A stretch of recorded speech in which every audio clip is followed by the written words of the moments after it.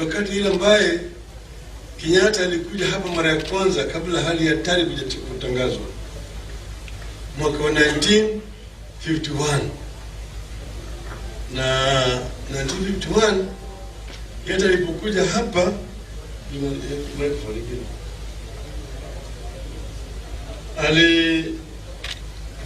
alikaribisha kule Kisumu. Jaramogi akaandika vile mambo yalikuwa wakati huo katika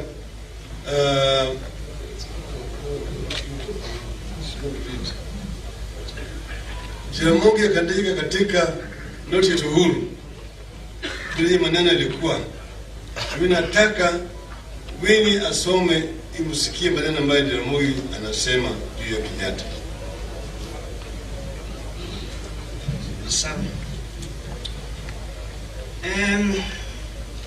It was in 1952 that Kenyatta came to Kisumu again. Achieng' Oneko introduced me to him, and for several hours before the big Kisumu public meeting, we had close talks at the Maseno store. I talked of my conviction that Africans had to attain economic independence for themselves. Kenyatta said, "That will come when we have political power. Until we have snatched the reins of government, we would not control the products of our efforts," he argued. I had heard this before, but not put as emphatically.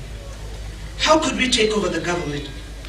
By unity and sacrifice in struggle, preparing even to die for our case, said Kenyatta. He added, "We must get to know one another. The Kikuyu must know the Luo thoroughly." Kenyatta's plan was that the Luo should select 12 influential elders to tour Kikuyu country, to travel as far as Mombasa, and that 12 influential Kikuyu would tour Luo country. The conclusion of the two delegations would be inevitable, that we are Africans, one and the same. United, we would be formidable. Kenyatta says, "I have lived with these people in Great Britain. I know they fear unity." I agreed to the plan for the exchange of emissaries and representatives. From then on, Achieng' Oneko, my indispensable colleague, would be free to work wherever he was needed in the political movement. I would need time to free myself from my business and other commitments, but he could depend on my complete political support. I wrote this in a letter to Jomo Kenyatta dated 27th June 1952. "You can't imagine the happiness I derived from your one-day visit to Maseno on Tuesday. I really enjoyed your company heartily and hope we will have many more moments like that in the coming days of our self-government. In this, I am your disciple to the hilt. You were so much at home and felt so much native to the house, as if Maseno had been your home in Kikuyuni. I will never forget that memorable day. When you return again to us in August, as you have promised to do, I hope to attend many meetings with you and to give you as much assistance as be possible from a nationalist businessman. I remain always your disciple in nationalism, Jaramogi Odinga." There was a postscript to the letter, and it says, "1 minute again, Jomo. Achieng' Oneko has been my right-hand man, and I could have lost all the world but Achieng'. But for the sake of Cow and our freedom, I have persuaded, I am persuading, and will insist that Achieng' must remain with Cow executives. No business will ever prosper, no schools, no other freedom-loving African enterprises, unless and until they have strong political backings. May the Almighty and the Holy Ghost of our forefathers initiate you the more to be the first witness and champion of our long-awaited freedom. I know I shall be there with you."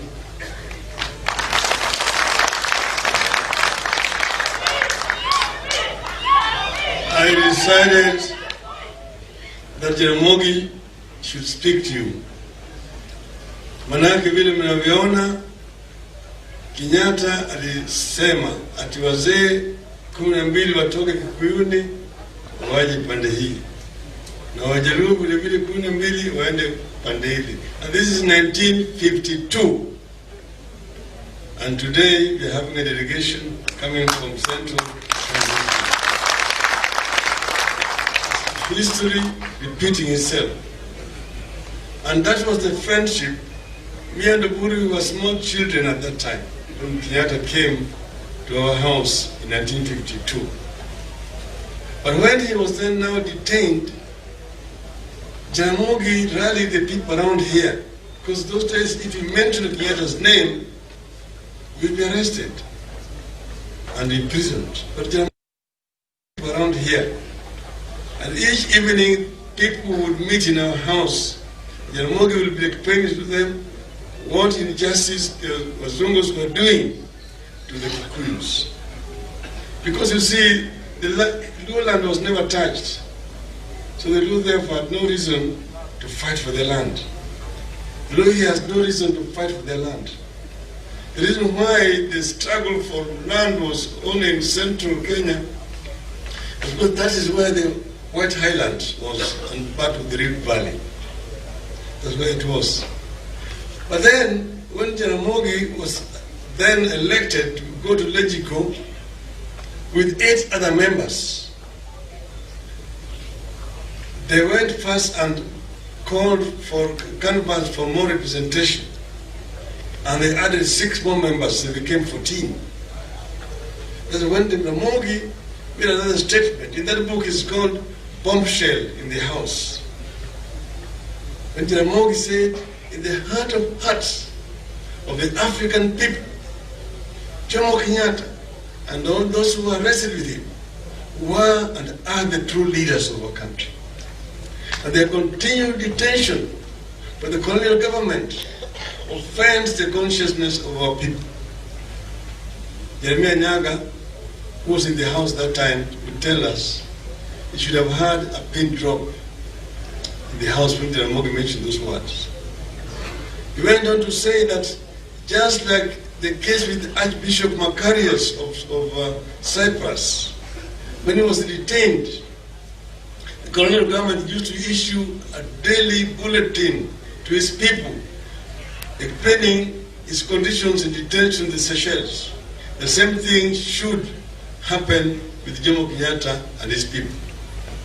Jaramogi says you could hear noise, Mao, Mao, Mao, Mao, in the house at that time. But before that, Jeremiah Nyaga said he could have had a pin drop. The following day, he was sent out of the house. And then, now all the elected members who were there with him, except Basilio Muliro, who supported him, all the other members, because of fear, opposed him. Kiano, Julius Gikonyo Kiano, said that those people were leaders at that time, but they were never elected by anybody. We are now the elected leaders, and therefore we are now the leaders of our people. Jaramogi challenged him to a public rally in Fort Hall, that time, Muranga, and he was not able to accept the challenge.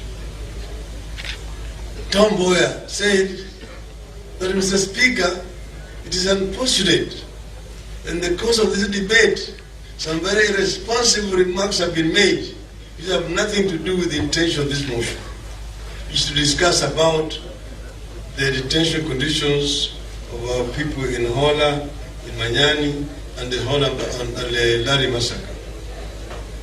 Then Jaramogi came to Kisumu, led a rally, and asked the people of Kisumu if they supported what they had said. And they came out and said they support Jaramogi. Then Alvin Skobek's African National Congress in Nairobi issued a statement saying they support the statement of Jaramogi. Then some trade unionists in Eldoret said they support Jaramogi. Mombasa Dog Workers Union said they support Jaramogi. Then the people of Fort Hall, Muranga, spoke and said they support Jaramogi. Then now the Crusader hand started. Then these people now changed when they saw that there's a groundswell for the support of this idea. Then they now started saying, Uhuru na Kenyatta, Uhuru na Kenyatta. Then Jaramogi said, meaning that we get Uhuru, then we release Kenyatta. Uhuru na Kenyatta. But Jaramogi said, no, it's not Uhuru na Kenyatta, it is Kenyatta na Uhuru. meaning you release Kenyatta first to come and lead us into independence, not the other way around. And that is how it was. And why am I saying this? I'm just saying this to underscore the fact that this relationship has a long historical roots, and that through this you can unite the whole Kenya. We have been through this process with my brother Uhuru Kenyatta, and we said, look, we have been fighting all the time, and each time we go to a ballot box shed, people die. Why should people be dying because of an election? If you look at each other, we're the same people. The way Kenyatta said it at that time to Jaramogi. So he said, look, the differences between Jaramogi and Kenyatta were historical, were ideological, and they are playing against the background of Cold War. It was divided between the West and the East, and that was exploited. We can actually go above this and unite our people and bring the people of Kenya.